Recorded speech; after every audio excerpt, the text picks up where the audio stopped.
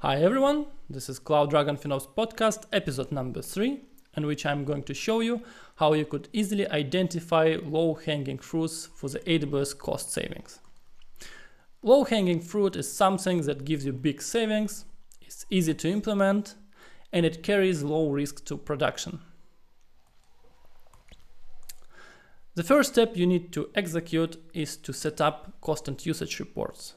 They are very important because without the cost and usage report, you would not be able to analyze your AWS cost properly. The billing reports and the cost explorer, they aggregate a lot of costs into categories, which we don't want. We want to have a maximum granularity for our resource. We want to know specifically for what we are paying on AWS. When you set up the cost and usage reports, export to some S3 bucket, then you have to set up a tools to analyze this cost, to query them. There are different tools out there. You could choose whatever you want. I would recommend you to use some BI tools to achieve that. Just download those files to your local machine and analyze them using those tools. I personally just like writing SQL queries over this data using DuckDB. Once you set up the analysis tools, you have to filter the cost by these three categories. You have to get the real usage for AWS before any discounts, savings plans, or reservations are made. You order this cost in a descending order, and you make 5 queries like that. You first group them by service, by usage type, by operation, by name, and by resource ID. So in the end, you will have 5 lists of the costs line items in a descending order. Let's say you made this list for the cost for the last month. So you're paying 100K for EC2, 50K for RDS, 30K for CloudWatch, and the list goes on. The first thing that you notice here is this: as you go to the right, to the more detailed dimensions of the groupings, is that you could see more and more information about what you are paying for. If you are using cost and usage if you're using the billing report or cost explorer, you would see only this part of the data, and maybe you could even configure the name, but you would not be able to see the resource ID groupings, which is the most important one, because it shows you much more data than all of these ones, because the resource may not have a name, it may be hidden behind some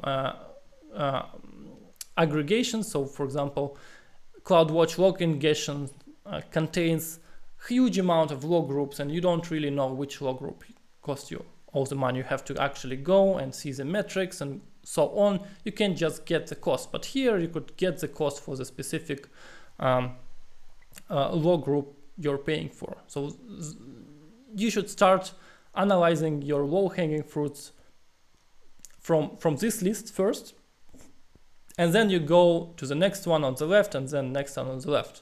And the reason you need to do that is because some of the resources, like instance IDs, they could be changing over time.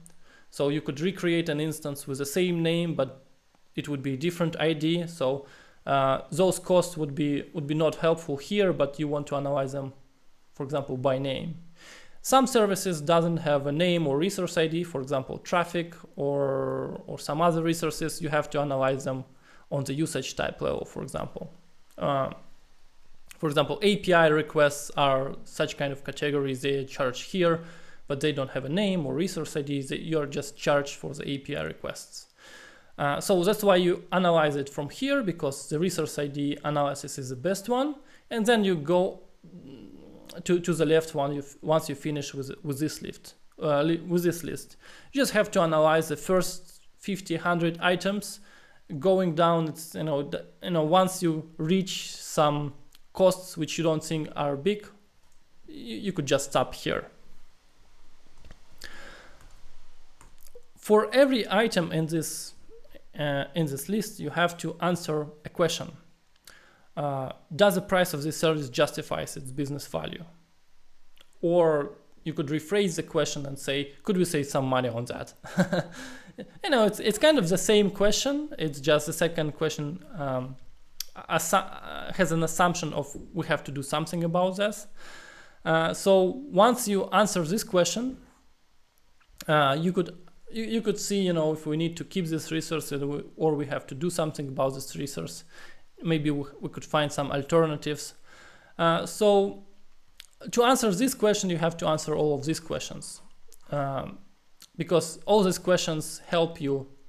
There are many other typical questions you could ask to help you to identify if this resource price, you know, worth it. For example, is this a production environment? If it's not a production environment, you know, you probably don't want to pay for that. You could downscale the resource as much as you can. You could try to find alternatives. You could push it somehow, because you don't want to pay for non-production environment if you don't really have to. Or for example, you're paying for S3, it's utilized, but you may want to switch to another CDN provider to save costs. Yes, your you know, the S3 resource is properly utilized, you're paying for what you're using, but it may not worth the business value. You have to migrate to competitors or something like that. And there are many questions you could ask here. You could build your own list based on your company's needs and history of the cost savings. You could create your own question, you know, own checklist to identify if the resource could be optimized or not.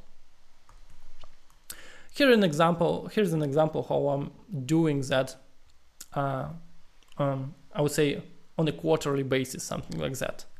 I prepare those 5 lists and then I just start analyzing them. I sort this by resource ID. I look at the top record and see, oh, this is some clustered prod resource. Oh, it's production, it's a cluster. I check if it's utilized or not. Yeah, it's probably utilized. If I don't see it's a real misuse or I have to conduct a lot of investigations, I just say, okay, I will just go down to the next resource. And I stumble upon some backup old resource. Oh, this one looks suspicious because it's a backup and it's old, which means it's really not a part of the production load. It's some backup, and maybe it's not needed because it's old. Or because it's old, we could also move it to some other place. Like we could take it out from RDS and save it on S3, for example.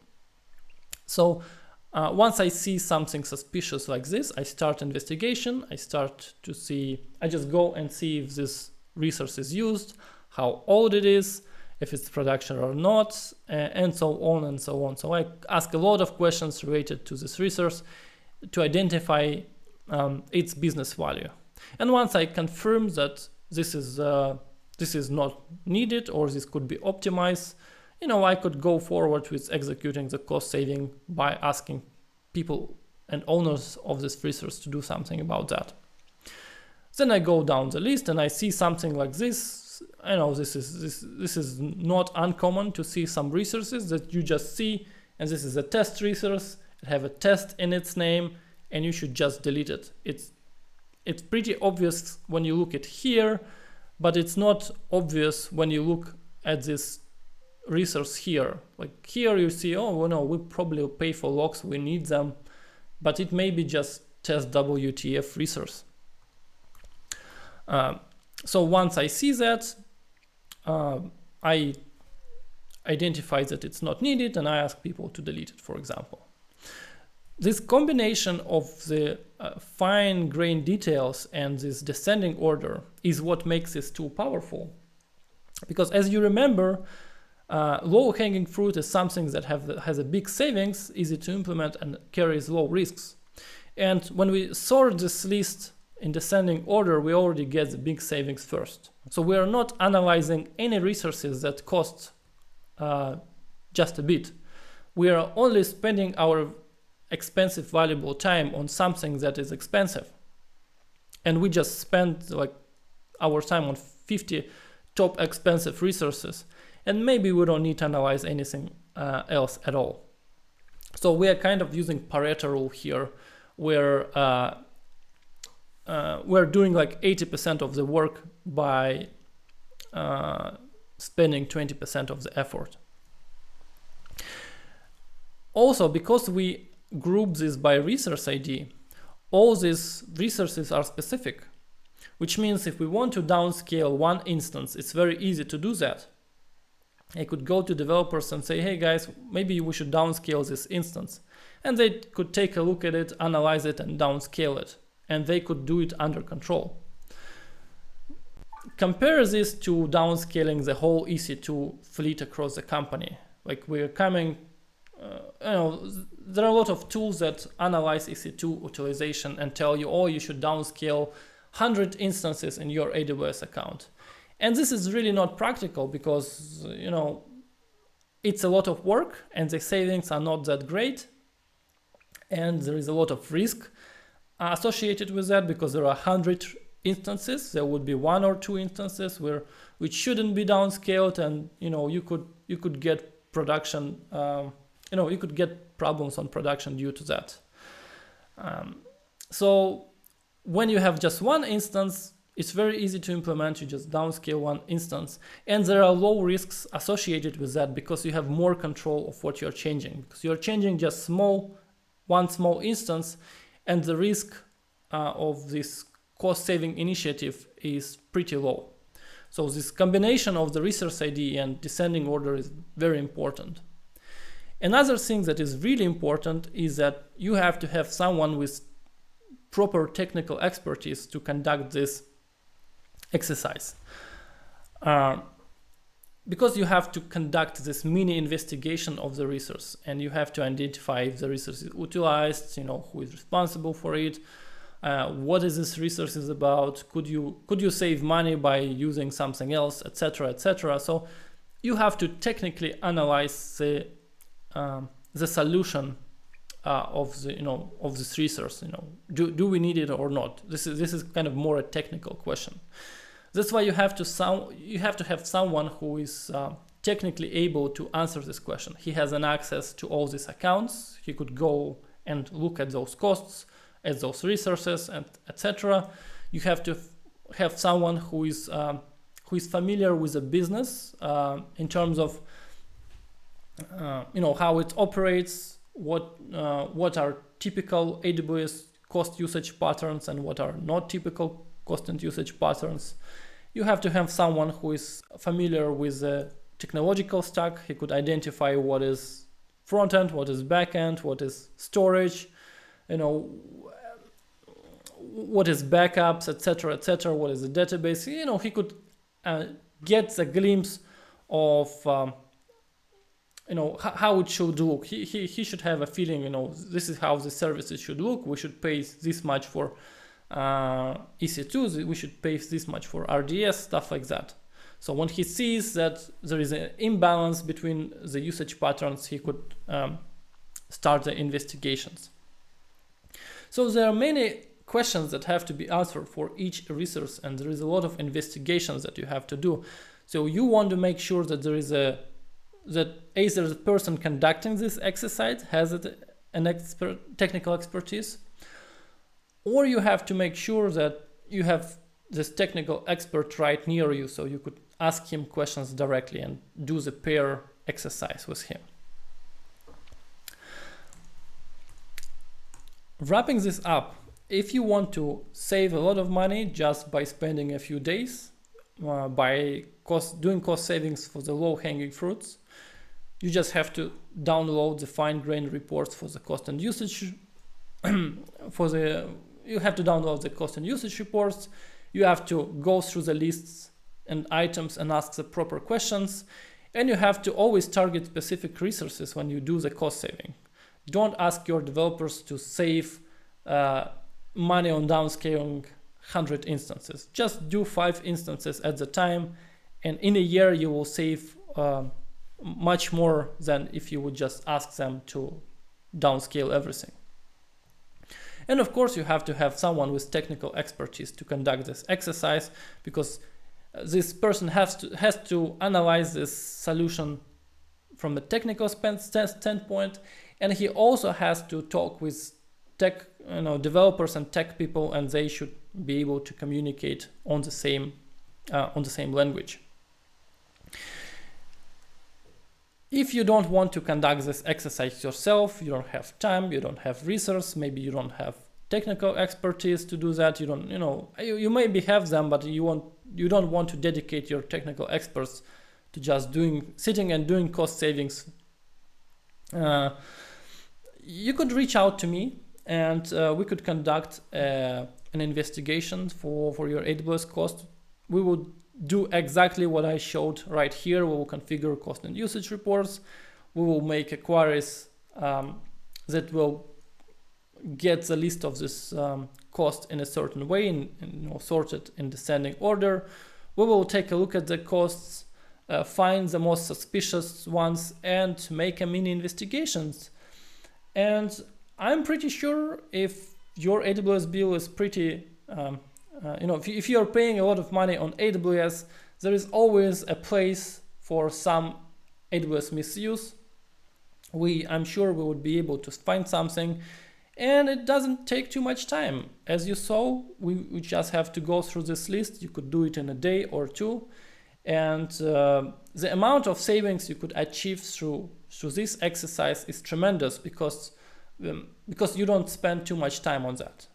You spend a few days and you could save like 5% of your AWS bill, which is really great. A great start for doing the cost saving. So the first 5 people who will reach out to me will get this exercise for free. I will support you. I will explain you how to properly manage AWS resources, and we will actually go and see at your AWS cost and do these mini investigations for the resources. That I think is a very good deal for you, because you just get a free analysis for nothing. You don't really lose anything by spending a few hours for a meeting and a few hours for the resource analysis, because in return you could get tremendous cost savings.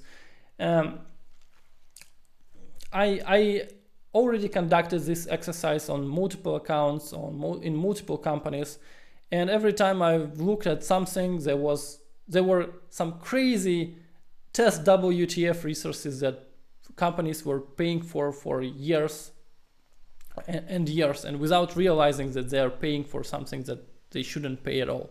And the easiest way to identify such resources is the one I described in this episode. Thank you for watching my podcast. I'm glad you have reached to the end. I would have more and more episodes coming after this. Unfortunately, I don't have much time to release a podcast every week. I wish to. So I would probably release something in 3 or 4 weeks. As usual, that's going to be my schedule for now. That's all I had for today. See you in a few episodes. Bye.